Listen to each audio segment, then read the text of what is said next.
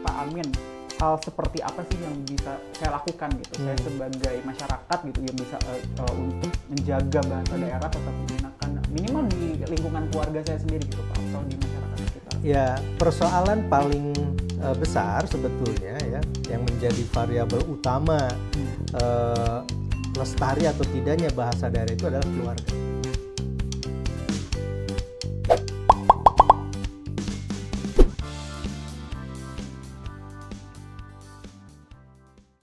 Halo Sobat Bahasa, selamat datang dalam Bincang Bahasa. Di siniar kali ini kita akan membahas isu mengenai kebahasaan dan kesastraan yang ada di Indonesia. Tentu teman-teman pernah mendengar Trigatra Bangun Bahasa itu merupakan slogan yang dikenalkan oleh Badan Bahasa yang berbunyi utamakan bahasa Indonesia, lestarikan bahasa daerah, dan kuasai bahasa asing. Nah, tapi kali ini kita akan fokus dengan pelestarian bahasa daerah yang akhir-akhir ini isunya cukup sering didengar. Dari kesuksesan sebuah film yang menggunakan bahasa daerah sampai kecaman terhadap figur publik yang dianggap menyinggung penggunaan bahasa daerah tertentu. Nah, dengan melihat dua reaksi tersebut, bisa disimpulkan bahwa bahasa daerah ini juga merupakan bagian dari identitas bangsa Indonesia. Namun, apa sebenarnya relevansi penggunaan bahasa daerah dalam kehidupan bermasyarakat? Hari ini saya memiliki kesempatan untuk berbincang dengan narasumber yang sejujurnya membuat saya gugup. Selamat datang Kepala Badan Pengembangan Pembinaan Bahasa Kemendikbudristek Bapak Aminuddin Aziz. Selamat datang Bapak. Ya, terima kasih Cesar. Terima kasih Bapak mau meluangkan waktunya dari segala kesibukan yang sedang Bapak jalani Pak. Semoga Bapak sehat selalu ya Pak. Alhamdulillah, amin. Ya. Oke, gak apa-apa ya Pak, saya agak sedikit tegang gitu Pak karena jangan tegang dong, ini harus santai saja. Saya rasanya kayak lagi sidang skripsi gini Pak. Oke, Bapak, baik, akhir-akhir ini kita melihat ada beberapa pemberitaan mengenai kepunahan bahasa gitu. Nah, mungkin pertanyaan mendasar yang ingin saya tanyakan adalah jumlah bahasa daerah gitu. Jumlah bahasa daerah yang ada di Indonesia berdasarkan penghitungan yang dilakukan Badan Bahasa ada berapa Pak? Dan bagaimana cara Badan Bahasa menghitungnya? Ya, terima kasih. Ini selamat siang kepada para pencinta siaran ini. Ya, bahasa daerah itu saya sepakat tadi yang disampaikan oleh Cesar bahwa itu adalah salah satu bagian dari identitas bangsa ini. Bangsa Indonesia ini lahir dari kebinekaan. Salah satu kebinekaannya itu adalah ragam bahasa. Nah, kalau ditanya ragam berarti banyak, kan gitu. Nah, banyaknya bahasa ini, bahasa daerah, dalam catatan hasil pemetaan yang dilakukan oleh tim Badan Bahasa selama 10 tahun dari mulai 2001 ya sampai 2019, 2011 maksud saya. Itu ada tercatat 718 bahasa daerah dan itu tidak termasuk kepada dialek-dialeknya. Nah, bagaimana caranya ya untuk menentukan bahwa ini bahasa atau bukan? Ada satu metode yang sudah disepakati oleh para ahli bahasa untuk menentukan apakah ini bahasa atau bukan bahasa, hanya dialeknya, yaitu melalui pemetaan. Pertama ditentukan daerah pertuturannya di mana, ya.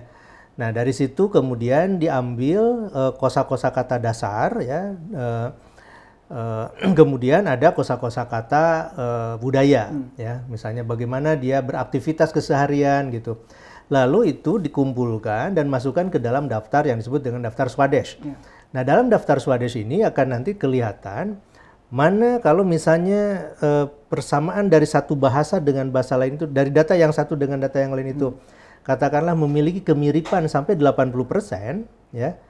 Itu berarti bukan bahasa, ya, dia dialek saja. Tapi kalau misalnya beda, ya, bedanya itu sampai 80% itu, maka itu artinya bahasa itu memang berbeda. Nah, inilah cara yang dilakukan oleh teman-teman, ya, oleh di Badan Bahasa, bekerja sama dengan para pakar dari perguruan tinggi dan dari pusat-pusat riset, begitu. Berarti kalau misalnya dibicara ada kemiripan dari kosakata bahasa daerah gitu Pak, kosakata tertentu, berarti saya bisa berasumsi pernah terjadi ada suatu bahasa yang mungkin dianggapnya bahasa oleh masyarakat setempat gitu. Bisa tapi jadi. Ketika dihitung ternyata itu dialek. Pernah Betul, terjadi seperti betul. itu? Itu sangat sering terjadi, apalagi kalau misalnya, ya, dasarnya itu pertama klaim dari masyarakat penuturnya, gitu, ya. Mereka mengatakan ini bahasa kami berbeda, ya, dengan bahasa yang lain. Tapi ketika dimasukkan ke dalam daftar Swadesh itu dan kemudian diukur, ya, oleh leksikometri namanya, itu kelihatan sekali ternyata bahasa mereka itu tumpang tindih saja sebetulnya. Maka itu sebetulnya adalah satu bahasa dengan beberapa dialek, misalnya begitu. Itu diterima dengan masyarakat dengan baik nggak Pak jika ketika kita bilang bahwa ini dialek sebenarnya gitu? Ya ada yang menerima, oh ya kalau begitu berarti memang hanya dialek saja gitu. Ada yang mengatakan, oh enggak ini bahasa gitu. Ya itu kan sebagai cara mereka mempertahankan identitas itu seperti tadi yang saya katakan. Baik Pak, jika tadi kita bicara tentang proses pemetaan tersebut gitu. Tadi kalau kita bicara mengenai kepunahan, saya berasumsi kalau kita bicara tentang punah, berarti kan ada langkah ya Pak? Ada langkah dari makin banyak terus makin berkurang, makin sedikit, makin lama makin habis gitu Pak. Nah, kalau dari bahasa daerah sendiri gitu, tahapan apa saja yang dilewati dari suatu bahasa daerah sampai pada akhirnya diumumkan punah? Ya, kategori bahasa itu sampai punah, itu akan melewati tahap-tahap, tadinya kan aman bahasa itu ya. Sepanjang ada penuturnya, maka bahasa itu masih tetap aman. Nah, kalau misalnya kepunahan itu ditanya, mengapa itu terjadi? Sesungguhnya awalnya itu dari tidak digunakannya bahasa itu oleh penuturnya. Kemudian tidak diwariskan kepada generasi berikutnya. Nah, maka ketika tidak diwariskan, ya, tidak digunakan oleh para penuturnya, maka itu bahasa akan mengalami kemunduran. Ya, jumlah penuturnya semakin sedikit. Nah, ketika mengalami kemunduran, itu kan ancaman untuk punah itu terjadi. Nah, ancaman ini kemudian terus saja menurun gitu sampai kepada akhirnya bahasa itu tidak dituturkan lagi. Nah, ketika tidak dituturkan maka itu bahasa akan dinyatakan punah. Dan kita sudah mendeklarasikan ya, misalnya tahun 2019 kita mengatakan sudah ada 11 bahasa daerah yang punah. Mengapa? Ini karena memang tidak ada lagi penuturnya. Tapi pertanyaannya apakah kita sempat mendokumentasikan itu gitu ya. Nah, pendokumentasian bahasa itu kan sangat kompleks ya, dari mulai unsur-unsur intrinsik bahasa ya, dari mulai unsur morfofonologinya gitu, sampai kepada unsur sintaksis, sampai kepada unsur semantik, misalnya urusan terkait dengan pendokumentasian dalam kamus misalnya ya.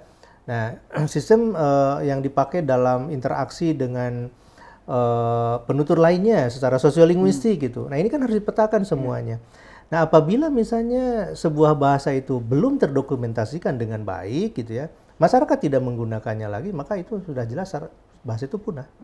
Baik, tapi ketika kita bicara tentang kepunahan gitu, tadi kan makin lama makin sedikit Betul. gitu. Tentu ada faktor yang mempengaruhi mengapa bahasa daerah itu punah gitu ya Pak. Nah, tadi kalau misalnya saya tangkap dari pembicaraan sebelumnya, salah satunya karena tidak ada yang mewariskan. Betul. Nah, ada faktor-faktor lain lagi nggak Pak? Kenapa bahasa daerah akhirnya menjadi punah? Nah, ini yang sering menjadi pembicaraan di kalangan para aktivis lah, pegiat pelestarian bahasa daerah.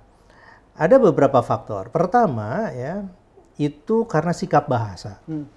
Sikap bahasa seseorang ya atau sekelompok masyarakat terhadap bahasa daerahnya. Ketika mereka sudah merasa bahasanya sudah tidak gengsi lagi ya untuk dipakai berkomunikasi dengan sesama mereka sendiri karena sudah tergerus oleh pengaruh dari bahasa-bahasa luar begitu. Mungkin bahasa nasional bisa jadi faktor pengaruh, mungkin juga bahasa asing begitu. Nah, mereka lebih senang menggunakan bahasa yang lain selain bahasa daerahnya. Artinya ini sikap bahasa mereka sudah mulai tergerus kan. Wah, saya sudah tidak mau lagi lah, sudah nggak gengsi lagi gitu ya. Tidak bergengsi karena menggunakan bahasa daerah. Itu yang pertama. Yang kedua, mungkin karena faktor migrasi. Dari satu daerah ke daerah lain, dia pindah. Di daerah yang baru ini tidak digunakan lagi bahasa daerah. Maka mereka mau tidak mau akan menggunakan bahasa yang berbeda kan. Nah, ini berkurang kan penutur bahasa daerah jumlahnya. Karena dia sudah bukan menjadi penutur aktif lagi. Yang ketiga, ya migrasi bisa macam-macam alasannya ya. Mungkin karena pendidikan, mungkin karena bekerja, mungkin karena pernikahan nih Pak. Pernikahan. Nah, ini pernikahan urusan yang ketiga ya. Yang ketiga apa? Pernikahan silang. Ya, pasti silangnya manusia dengan manusia ya, bukan manusia dengan sapi gitu, dengan onta gitu, bukan. Tetapi yang berbeda latar belakang bahasa. Misalnya penutur bahasa Jawa katakanlah menikah dengan penutur bahasa Mandailing. Nah, dua etnis ini masing-masing punya bahasa. Ketika mereka menikah, pertanyaannya mereka ketika punya anak akan menggunakan bahasa yang mana? Jawa kah atau Mandailing? daripada ada konflik internal dalam keluarga nih ya, jadi mereka memilih bahasa yang lain. Ya sudah saja, yang lebih aman adalah menggunakan bahasa pengantar, bahasa Indonesia. Atau misalnya kalau mereka fasih berbahasa asing yang lain, bisa saja pilihannya kan menjadi bahasa asing. Nah ini kan anaknya menjadi generasi yang kemudian tidak mengenal lagi bahasa daerahnya. Dia menjadi generasi berikutnya yang tidak terwarisi dari bahasa daerahnya. Jadi itu faktor yang ketiga. Faktor yang keempat, kepunahan sebuah bahasa daerah mungkin karena bencana. Bencananya mungkin bencana alam gitu ya, atau peperangan atau penyakit seperti sekarang nih, COVID-19 di mana-mana merebak. Ketika satu kelompok masyarakat terserang ya, terpapar ke dalam COVID-19, kemudian mereka pada meninggal misalnya. Maka penutur berkurang kan? Gitu. Apalagi kalau misalnya mereka ini adalah para penutur yang potensial gitu, menggunakan bahasa daerah. Nah inilah yang bisa menjadi faktor penyebab berkurangnya penutur bahasa daerah, sehingga tingkat daya hidup atau tingkat vitalitas bahasa daerah ini menurun. Baik, berarti mungkin ini suatu hal yang bisa saya rasakan ya Pak, karena ayah dan ibu saya juga dari suku yang berbeda gitu. Ibu saya dari Pariaman gitu, ayah saya dari Manado, tapi sayangnya mereka tidak mengajarkan saya bahasa daerah, dan artinya saya pun juga kehilangan identitas dari masing-masing bahasa daerah tersebut gitu. Jadi sekarang Cesar tidak bisa berbahasa Manado, tidak bisa berbahasa Pariaman juga. Kalau Pariaman kan Sumatera Barat ya Pak, bahasa saya bisa secara pasif gitu. Jadi saya bisa, kalau orang bicara gitu saya bisa mengerti, memahami, tapi kalau saya disuruh bicara saya nggak bisa gitu. Jadi ya karena mungkin karena dari ruang lingkup keluarga pun ibu saya dengan adik-adiknya gitu, atau dengan tantenya mungkin masih berbicara menggunakan bahasa Sumatera Barat gitu, bahasa Minang. Jadi saya masih dapat memahami apa yang dibicarakan. Tapi kalau disuruh, Sar coba jelasin pakai bahasa Minang, saya pasti diam aja, saya nggak ngerti. Tapi pas tadi dari pembicaraan tadi, hal yang menarik adalah berarti sebenarnya posisi bahasa daerah ini juga bisa tergerus dengan bahasa asing dan bahasa nasional sendiri dong, Pak? Bisa. Itu apa ya? Jadi di satu sisi ketika kita mau mengembangkan, mempertahankan atau melestarikan bahasa daerah, maka pertanyaannya apakah dengan melestarikan itu kemudian pengaruh dari bahasa nasional atau bahasa asing kemudian ditahan? Sama sekali itu tidak mungkin. Ya. Nah, ketika kita mau mengembangkan bahasa Indonesia, ya kita tadi punya Trigatra ya, utamakan bahasa Indonesia. Maka itu pada saat yang sama bisa menggerus gitu kan bahasa daerah. Nah, apakah itu apa yang disebut dalam istilah asingnya itu ya, zero sum. Jadi ketika yang satu naik, ya ini jadi turun gitu. Nah, tentu saja cara seperti itu sangat tidak diharapkan. Ya. Dampak seperti itu tidak diharapkan karena kita berharap bukan hanya kita itu bisa berbahasa nasional atau bahasa asing, tapi ini juga karena jati diri tadi, identitas ini tetap bisa bertahan. Nah, caranya tentu saja dengan katakanlah gerakan-gerakan kampanye ya, menjadi gerakan bersama bagaimana bahasa daerah ini tetap bisa dilestarikan. Karena bagaimanapun ketika berbicara bahasa daerah itu bahasa emosi, ya, bahasa sentimen, bahasa perasaan, ya. Kita dibesarkan dalam bahasa daerah, maka sentimen kita dibangun, cara berpikir kita dibangun, emosi kita dibangun oleh bahasa daerah, cara berpikir bahasa daerah begitu. Baik, nah hal tadi karena kita bicara bahasa daerah ini sebenarnya pun posisinya tergeser dengan dua bahasa yang mungkin kita gunakan gitu. Padahal di sisi lain kita juga mau bahasa daerah itu kan tetap lestari. Betul. Ya, Pak. Nah, kalau dari perspektif Pak Amin, hal seperti apa sih yang bisa saya lakukan gitu? Saya sebagai masyarakat gitu yang bisa untuk menjaga bahasa daerah tetap digunakan minimal di lingkungan keluarga saya sendiri gitu Pak, atau di masyarakat sekitar. Ya, persoalan paling besar sebetulnya ya yang menjadi variabel utama lestari atau tidaknya bahasa daerah itu adalah keluarga. Baik. Karena ketika orang tua ya tidak mewariskan lagi bagaimana mereka berkomunikasi dalam bahasa daerah, maka anak-anaknya ini akan menjadi generasi yang pertama kali kehilangan identitas bahasa daerah. Nah, tentu ketika ditanya caranya gimana, yang paling baik tentu saja adalah orang tua ini mewariskan, ya, berkomunikasi dengan anak-anaknya gitu ya, memberikan contoh bagaimana menggunakan bahasa daerah. Bukan hanya urusan, wah ini saya nggak merasa nyaman, nggak pede gitu ya menggunakan bahasa daerah. Setidaknya menunjukkan sikap positif ya kepada anak-anaknya, bagaimana cara berbahasa daerah gitu ya, menggunakan bahasa daerah. Ada yang merasa sungkan menggunakan bahasa daerah itu karena misalnya dipandang bahasa daerah itu terlalu rumit ya, karena adanya unggah-ungguh bahasa atau adanya tingkat-tingkat berbahasa gitu. Nah sebetulnya ya untuk orang tua mengajarkan dengan cara yang lebih elegan begitu kepada anaknya, itu akan memberikan justru rasa bangga. Karena menjadi seseorang yang multilingual ya, atau menjadi dwibahasawan gitu ya, bisa bertutur dalam bahasa daerah, bahasa Indonesia, atau dalam bahasa asing, bahkan kalau ketiga-tiganya, ini lebih banyak keuntungan, betul. Ya, bukan kerugian ya.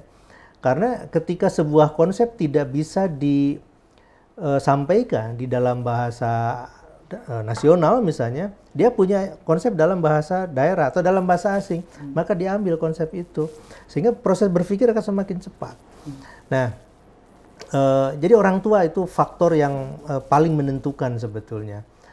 Nah, dalam kasus seperti tadi ya, Cesar punya orang tua, satu dari Pariaman, yang satu dari Manado gitu ya. Sebetulnya ada satu teori ya, yang disebut dengan one parent one language. Nah, ini diungkap ya, teori one parent one language ini oleh salah seorang kolega saya ketika dulu kami sama-sama kuliah. Itu dari Susana Dobke. Ya, Susana Dobke ini mengatakan jangan hilang bahasa orang tua itu, tapi bisa diwariskan dengan cara language contract misalnya. Jadi kontrak bahasa. Si anak ketika bicara dengan ibunya pakai bahasa ibunya. Ketika bicara dengan bapaknya pakai bahasa bapaknya. Jadi pada saat yang sama itu terjadi pendidikan kedwibahasaan. Nah pertanyaannya, bagaimana nih kalau misalnya ibunya hadir, bapaknya hadir gitu. Anak harus bicara bahasa apa nih? Nah, ini kontraknya juga di situ akan muncul. Orang tua tidak bisa memaksa anak untuk berbicara dalam salah satu bahasa, misalnya harus dalam bahasa ibunya atau harus dalam bahasa bapaknya. Silakan, terserah kepada anak. Mau memilih dengan bahasa yang ketiga pun boleh, gitu. Nah, ini yang disebut dengan konsep one parent one language. Di Australia, ya waktu itu karena kami bertemu di Australia dengan Susana Dobke ini dipraktekkan dan ternyata lebih banyak yang berhasil, ya, sehingga pewarisan bahasa dari ibunya dan juga dari bapaknya itu bisa betul-betul dirasakan oleh anak. Anak sejak awal itu sudah menjadi seorang bilingual, gitu. Jadi sebenarnya kalau kita menerapkan konsep ya tadi Pak one parent one language gitu, atau mungkin dari awal tuh kita juga sudah memperkenalkan sikap positif berbahasa dari keluarga, artinya sebenarnya secara umum orang Indonesia tuh bilingual gitu ya, sudah Pak? Sangat bilingual orang Indonesia itu, betul. Nah berarti sikap positif berbahasa ini justru yang harusnya ditanamkan dari keluarga dulu gitu. Karena mungkin banyak kasus juga seperti beranggapan mungkin jika ada penutur bahasa daerah yang kurang gitu, karena dianggap sudah kurang komersial gitu, atau rasanya kayaknya nggak digunakan kalau di tempat kami hidup bermasyarakat gitu. Dan saya rasa ini juga menjadi dampak gitu Pak untuk beberapa pandangan. Nah ini hal yang akan saya tanyakan ke Bapak. Mungkin sebenarnya Bapak juga sudah pernah membicarakan ini, tapi saya cukup tergelitik untuk menanyakan kembali Bapak. Jadi gini, ada kontroversi akhir-akhir ini Bapak. Terdapat figur publik yang mendapat kecaman dari kelompok masyarakat atas pernyataannya mengenai penggunaan bahasa daerah. Gitu. Nah, dan dengan melihat respons masyarakat, gitu, tadi saya sudah berkata karena ini bagian dari identitas, otomatis pasti ada yang merasa tersinggung. Dan secara masif mereka menyuarakan rasa ketersinggungan mereka, gitu Pak. Nah. Namun di sisi lain juga kita menginginkan bahasa Indonesia itu diutamakan ketika kita bicara. Nah, jadi sebenarnya ketika kita dalam hidup bermasyarakat gitu Pak, kapan kita menggunakan bahasa Indonesia gitu, kapan kita harus menggunakan bahasa daerah, dan kapan kita harus menggunakan bahasa asing gitu. Artinya dalam konteks apa kita menggunakan bahasa-bahasa yang diajarkan kepada kita sebagai untuk hidup bermasyarakat. Saya ingin membuat analogi begini ya. Berbahasa itu layaknya kita menggunakan pakaian. Oke. Ya. Kalau mau berenang, ya jangan pakai jubah. Ya. Kalau mau ke undangan, jangan pakai piyama. Gitu kan. Kemudian kalau kita mau beribadah, ya jangan pakai pakaian renang. Kan begitu. Iya. Nah, artinya ini, kapan kita harus menggunakan bahasa itu, apakah bahasa daerah, bahasa asing, atau bahasa nasional, ini harus sangat kontekstual. Ya. Dengan siapa kita bicara, dalam situasi seperti apa gitu ya, tentang apa yang dibicarakan ini gitu. Nah, memang secara peraturan gitu ya sudah ada. Misalnya bahasa Indonesia harus digunakan dalam konteks yang resmi, misalnya dalam proses pembelajaran gitu ya, yang di situ orang-orangnya multilingual ya dari berbagai bahasa, maka bahasa Indonesia menjadi bahasa pengantar dalam pelayanan publik gitu ya. Tapi tidak salah juga kalau misalnya ada daerah tertentu yang kemudian menerapkan hari-hari tertentu pelayanan publik menggunakan bahasa daerah. Karena memang secara undang-undang dasar pun ya dan juga dalam undang-undang keberadaan bahasa daerah ini dilindungi. Begitu. Demikian juga bahasa asing ya. Kapan kita bisa menggunakan bahasa asing? Nah, jadi 3 bahasa ini harus hidup berdampingan saja ya, tidak saling mengalahkan, tidak saling mengecilkan gitu.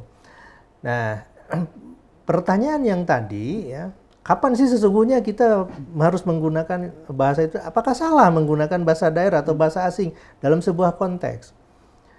Maka muncul pertanyaan sebetulnya. Ketika si figur publik tadi komplain ya kepada pengguna bahasa daerah tertentu, itu harus dilihat dulu situasi penggunaan bahasanya itu seperti apa. Apakah dia hanya mencampur atau beralih kode, ya dalam bahasa Inggris sosiolinguistik itu kan ada istilah code mixing atau code switching, ya beralih kode atau bercampur kode. Apakah itu hanya mengambil satu kata, dua kata, satu frase, satu kalimat, atau dalam satu wacana utuh, gitu.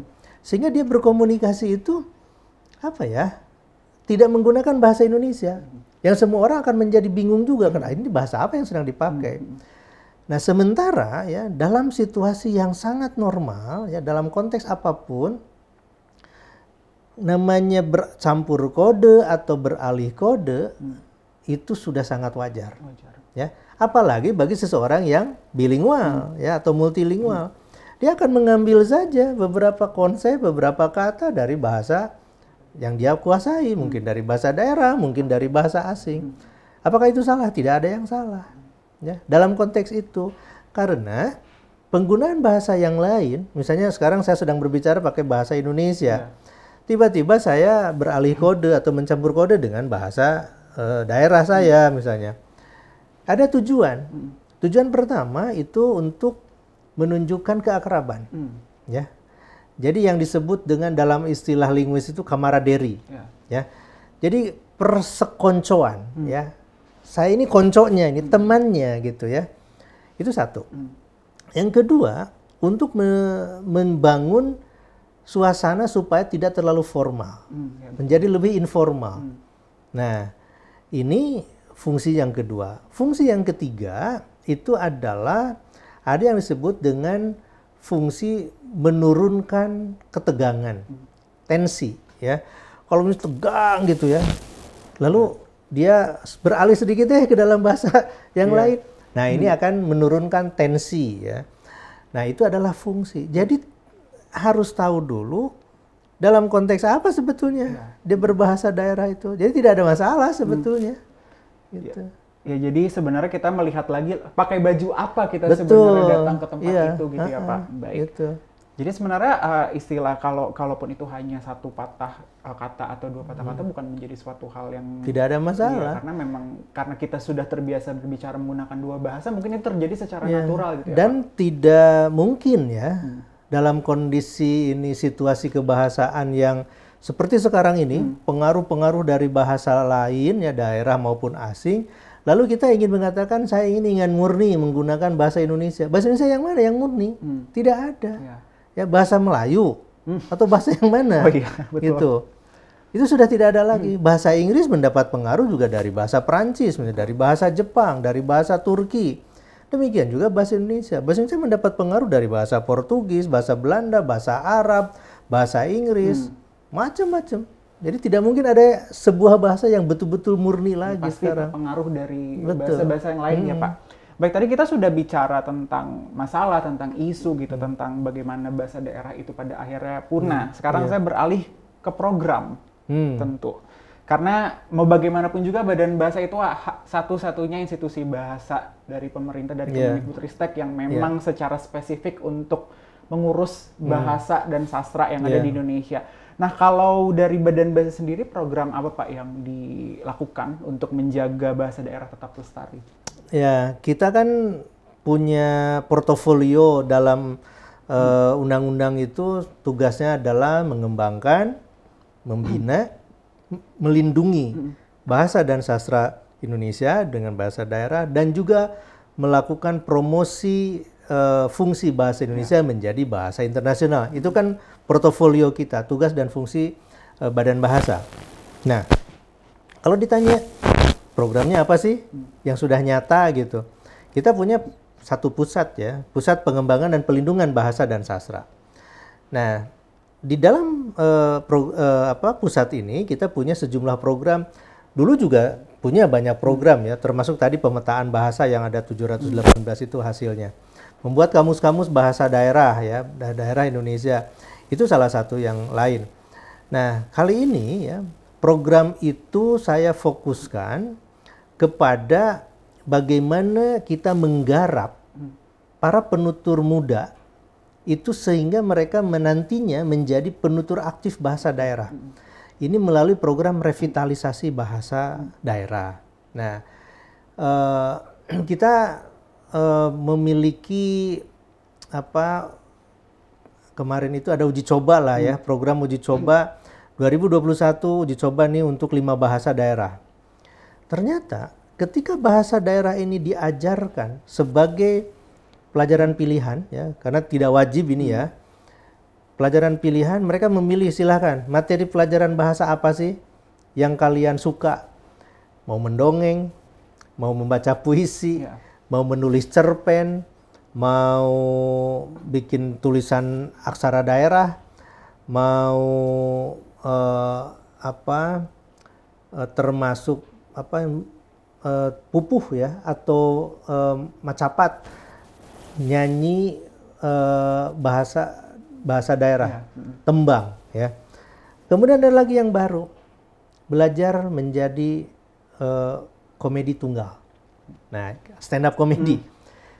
Ini kita berikan kepada anak-anak SD dan SMP, silakan kalian mau pilih yang mana. Saya tidak mengira ya, dugaan saya salah.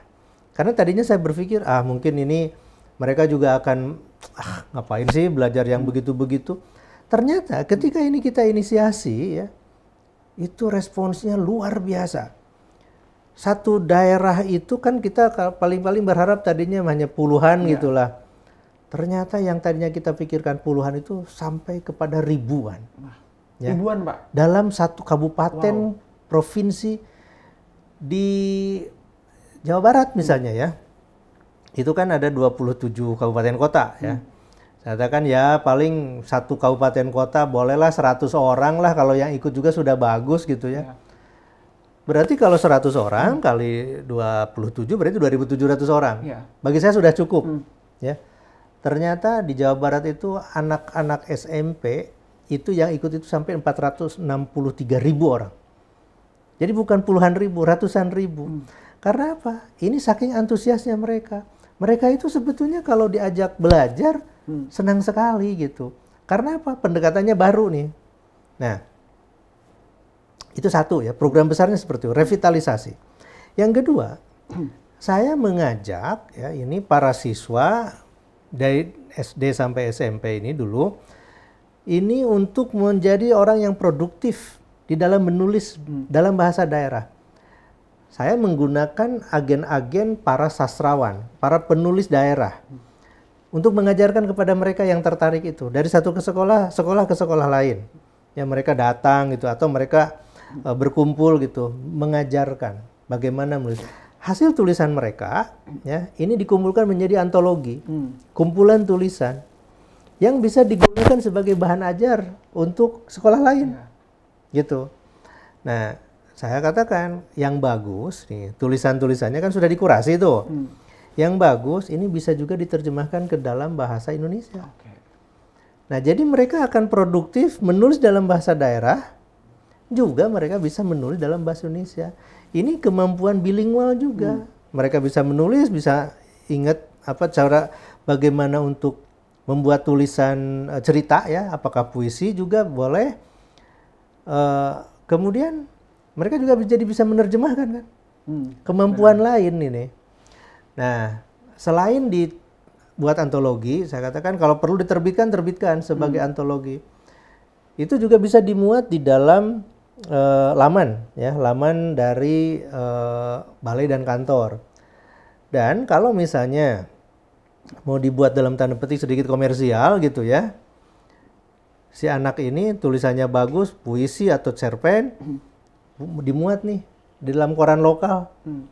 Coba bayangkan bagaimana bahagianya seorang anak misalnya ya, yang tulisannya itu dimuat dalam sebuah koran. Itu akan menjadi cerita bukan hanya di sekolahnya, bukan hanya di keluarganya, tapi cerita satu kampung. Oh ya ada tulisan ini.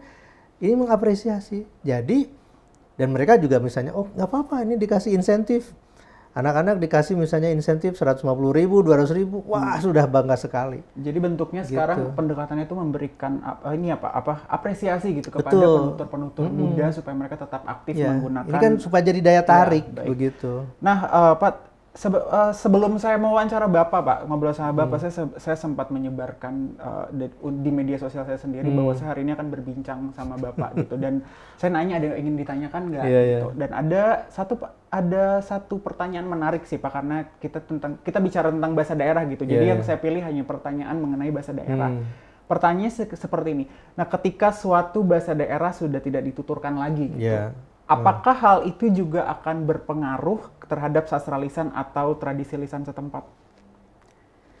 Ya, secara otomatis pasti. Ya. Mengapa? Namanya sastra lisan itu kan dilisankan sampai sebelum pada akhirnya dikonservasi menjadi sebuah tulisan, ya, dilestarikan, ya, diawetkan gitu, diproteksi dengan tulisan itu. Nah, bagaimana nih pengaruhnya? Ketika sekelompok penutur bahasa daerah tidak lagi menggunakan bahasa daerahnya, maka sastra lisan yang tadinya dia peroleh dari kakek moyangnya, gitu ya, kakek nenek moyangnya, itu tidak akan terwariskan kepada generasi berikutnya. Kebiasaan mendongeng misalnya, kan ini salah satu sastra lisan. Cerita tentang apa? Ketika misalnya ini tidak lagi menggunakan bahasa daerahnya, si penutur ini ya sudah berhenti di situ tuh kemampuan mendongengnya. Anak-anak menjadi tidak tahu, maka pada generasi berikutnya ketika dikatakan, di situ sebetulnya ada cerita ini, mereka nggak tahu. Nah, artinya si kemampuan untuk menggunakan bahasa daerah, kemudian mentransmisikan, ya, mewariskan kepada generasi berikutnya secara lisan, itu akan sangat berpengaruh kepada keberadaan sastra lisan itu sendiri. Misalnya sastra lisan Bakaba lah katakan ya di Minang gitu. Kalau misalnya ini orang sudah tidak ada lagi yang bercerita tentang itu, atau cerita pantun kan rata-rata itu dihafal, ya. Kalau dituliskan kan harus dibaca dulu gitu. Tapi kalau misalnya, ini sudah hafal dia karena dari turun temurun, itu akan terpelihara. Hilang saja ini orang yang biasa berpantun, maka hilang lagi itu. Itu sih. Baik. Berarti ketika bahasa daerah nih, kalau benar-benar tidak dijaga, efeknya kemana-mana ya Pak? Betul. Sampai sastra lisan atau tradisi lisan tersebut bisa menghilang. Jadi harapannya ketika ada pendekatan program gitu yang baru gitu yang tadi Bapak sebutkan, harapannya bisa justru menarik mereka masyarakat untuk belajar kembali sastra. Karena tadi di awal saya katakan, salah satu kemunduran dan menjadi pemicu hilangnya bahasa daerah atau punahnya bahasa daerah itu karena sikap berbahasa. Nah, jadi yang sekarang ini kita ingin raih kembali itu adalah kebanggaan menggunakan bahasa daerah. Kita bukan beromantisme ya, tetapi mengetuk hati orang-orang penutur bahasa daerah itu, sebetulnya dengan bahasa daerah itu kalian bisa hidup. Betul. Ya, kalian itu bukan atau jangan menganggap berbahasa daerah itu sebagai sesuatu yang kampungan. Justru ini bergengsi, ya. Begitu. Nah, karena saya selalu katakan kepada teman-teman, harus ditanamkan pemikiran kepada semua orang bahwa bahasa daerah itu adalah aset, ya, bukan beban, gitu. Kalau orang melihat aset, wah ini kalau punya aset, ini kan pasti sesuatu yang akan dipelihara kemudian dikembangkan kan. Beda ada kalau beban dibuang. Nah kalau misalnya kita sudah tidak kuat lagi menahan beban itu, ya sudah buang saja gitu. Tapi kalau aset nggak mungkin kita buang kan. Betul. Nah jadi inilah cara kami ya sekarang ini ingin menanamkan kepada setiap penutur bahasa daerah, anggaplah, pandanglah, yakinilah bahwa berbahasa daerah itu adalah artinya kita memiliki aset. Begitu. Berarti justru kita punya sikap gitu, kita punya bahasa daerah gitu, ini bisa kita jadikan aset. Saya rasa saya sepakat Pak sama apa yang Bapak bicarakan, karena justru sekarang banyak sekali saya lihat film-film justru menggunakan bahasa daerah. Nah tahun lalu itu ada film Tilik, mungkin Bapak pernah mendengar, yang menggunakan bahasa daerah dan responsnya sangat positif gitu. Artinya di situ mungkin bisa menjadi bukti ya Pak, sikap positif berbahasa daerah ini justru bisa kita komersialkan justru. Betul. Nah seperti yang kemarin juga masuk ke dalam Berlinial ya, itu film Nana ya, yang itu kan pakai bahasa daerah. Sekarang ini di Berlin. Saya dengar katanya juga akan masuk di Korea ya, di Busan. Kemudian nanti mungkin juga masuk ke Cannes ya, Cannes Festival. Nah artinya dengan bahasa daerah itu tidak menjadi penghalang. Ya, orang bisa berkomunikasi. Karena ketika ini divisualkan, pesan itu bukan dilihat dari bahasa daerahnya, ya. Itu hanya satu faktor saja, tapi ada yang lainnya dari interaksi yang dilihat. Orang jadi mengerti juga gitu. Oh tadi itu ternyata dia mengatakan seperti itu, maunya ini, maksudnya ini gitu. Nah artinya apa? Bahwa bahasa daerah itu adalah sesuatu yang bisa dioptimalkan gitu, dioptimalkan menjadi aset yang produktif begitu. Baik, berarti terbukti ya Pak bahwa bahasa daerah itu bisa menjadi suatu aset yang bisa kita gunakan gitu. Nah kembali ke ini mungkin pertanyaan penutup ya Pak gitu, untuk tadi kita bicara panjang lebar bahasa daerah itu bisa kita gunakan sebagai aset gitu, bahkan dari segi komersial sekalipun gitu. Tapi kalau sekarang dari data Badan Bahasa miliki gitu, dalam beberapa tahun belakangan ini apakah terjadi penurunan atau justru peningkatan jumlah penutur bahasa daerah? Ya, data bukan hanya dimiliki oleh Badan Bahasa ya, tapi juga oleh BPS. Kalau di Indonesia oleh Biro Pusat Statistik. Tapi secara global juga ada di UNESCO. Ya. Para penutur bahasa daerah itu cenderungnya selalu menurun. Wah, ya. Termasuk bahasa besar, Pak? Iya, termasuk bahasa besar. Misalnya, ya saya pernah membaca sebuah laporan ketika tahun lalu, saya terkaget-kaget gitu. Dalam periode 5-10 tahun itu, penutur bahasa, salah satu bahasa besar di Indonesia ya, bahasa daerah, bahasa Sunda ini, itu sudah 2 juta orang hilang. Ya, dari jumlahnya gitu. Pertanyaannya apakah mereka itu meninggal gitu ya, atau tidak menggunakannya lagi gitu. Karena kalau BPS kan mencatatnya sesuai dengan pengakuan ya, secara sensus gitu. Apakah misalnya Anda menggunakan bahasa daerah lagi di sini? Kalau saya mengatakan tidak, ya walaupun dia masih bertutur, tapi klaimnya tidak ya akan dianggap hilang gitu kan. Nah, jadi trennya ya, dimanapun secara global itu bahasa daerah itu penuturnya selalu menurun, ya. Dan ini yang akan kemudian memicu bahasa-bahasa daerah yang kecil jumlah penuturnya itu akan hilang. Ya. UNESCO misalnya merilis data setiap 2 minggu satu bahasa daerah hilang. Jadi dari 7.000-an lebih bahasa daerah itu setiap 2 minggu hilang, gitu. Nah, bagaimana di Indonesia? Di Indonesia pun sama seperti itu, ya. Tapi tidak setiap 2 minggu untungnya di Indonesia karena masih ada para penutur. Hanya saja memang di Indonesia ini jumlah penutur bahasa daerah yang besar dengan jumlah penutur bahasa daerah yang terancam punah ini perbedaannya sangat mencolok, ya. Katakanlah bahasa Jawa dituturkan oleh puluhan juta. Tapi ada bahasa-bahasa daerah di wilayah timur, ya. Apakah itu di Papua, di Maluku, di NTT, yang jumlahnya mungkin hanya 1 RT saja. Atau mungkin bukan hanya 1 RT, mungkin hanya 1 suku di Papua itu. Hanya puluhan orang. Nah, ketika misalnya dulu, ya, saya pernah membaca laporan dari teman-teman Badan Bahasa, ada upaya untuk melestarikan ya bahasa-bahasa yang kecil ini. Tapi pertanyaannya, apakah mereka mau? Ketika mereka mengatakan, kami sudah tidak mau lagi menggunakan bahasa itu, toh ini akan kami tinggalkan, hilang, kami juga akan berpindah wilayah dan tidak akan ada lagi penuturnya. Nah, ini sikap bahasa yang tidak positif tadi gitu ya. Kalau misalnya mereka mengatakan, ayo kita bareng-bareng, pasti akan dilakukan oleh Badan Bahasa. Tapi ketika mereka mengatakan, kami sudah tidak perlu lagi dengan bahasa ini, inisiatif yang dari Badan Bahasa pun akan hilang dengan sendirinya kan. Nah, ini terjadi untuk bahasa-bahasa daerah. Jadi penutur bahasa daerah itu seperti itu. Memang ada bahasa yang jumlah penuturnya itu naik, ya. Pertanyaan apa itu bahasa daerah atau bukan gitu ya. Misalnya bahasa Mandarin, ya. Bagi sebagian orang itu kan bahasa daerah, mungkin bahasa ibu ya gitu ya. Tapi bagi orang lain itu adalah bahasa asing.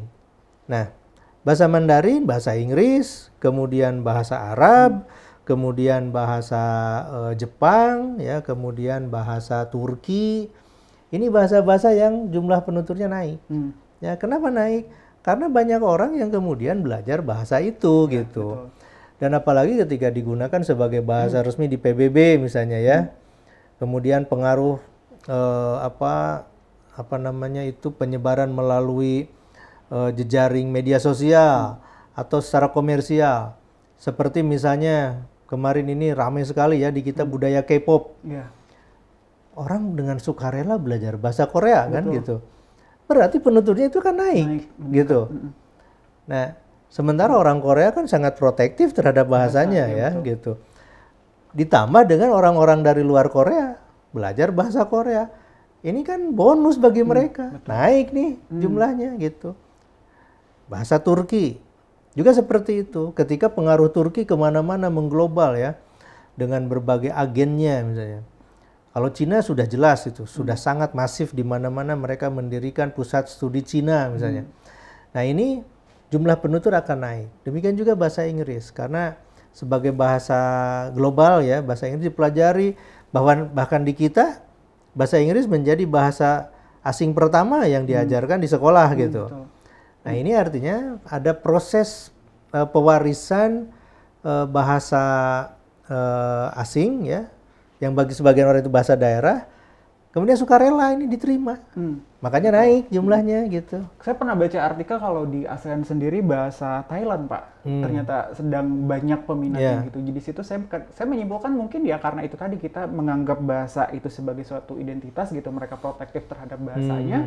Mereka mempromosikan semua bidang entertainmentnya mereka menggunakan bahasa mereka gitu. Artinya juga orang jadi tertarik untuk belajar. Ya padahal bahasa Thailand itu kan bahasa suara, bahasa tone ya, bahasa nada. Nasal ya, Pak. Ya dan itu susah ya. Kalau bahasa nada itu beda tekanan nada itu beda mana.